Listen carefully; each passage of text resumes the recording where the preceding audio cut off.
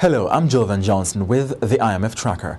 This week, IMF team in Jamaica for third assessment, Omnibus banking bill being drafted, and Canada's banks among the world's safest. These stories in a moment, but first, our question of the week. Who is a grinder? Stay tuned, the answer comes up at the end of the program.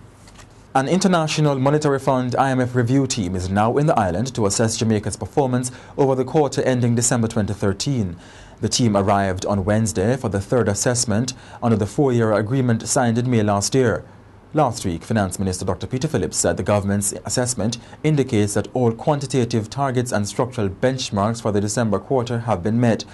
The two previous successful reviews have allowed Jamaica to unlock approximately $270 million in funding from the IMF. The IMF review mission is scheduled to leave next week Friday. Jamaica's Chief Parliamentary Council is preparing an Omnibus Banking Act. The act is a structural benchmark under Jamaica's four-year extended fund facility with the IMF. Among other things, the law will see the Bank of Jamaica being vested with the authority to issue binding rules on financial institutions. It must be passed by the end of March. And Leader of Government Business in the House of Representatives, Philip Paulwell, served notice recently that the last quarter of the parliamentary year will be an active one. Mr. Paulwell pointed to at least 4 key IMF-required bills which must be passed before the parliamentary year ends in March. An IMF assessment has concluded that banks in Canada are some of the world's safest. According to the assessment, the banks are stable, resilient, prudently regulated and rich.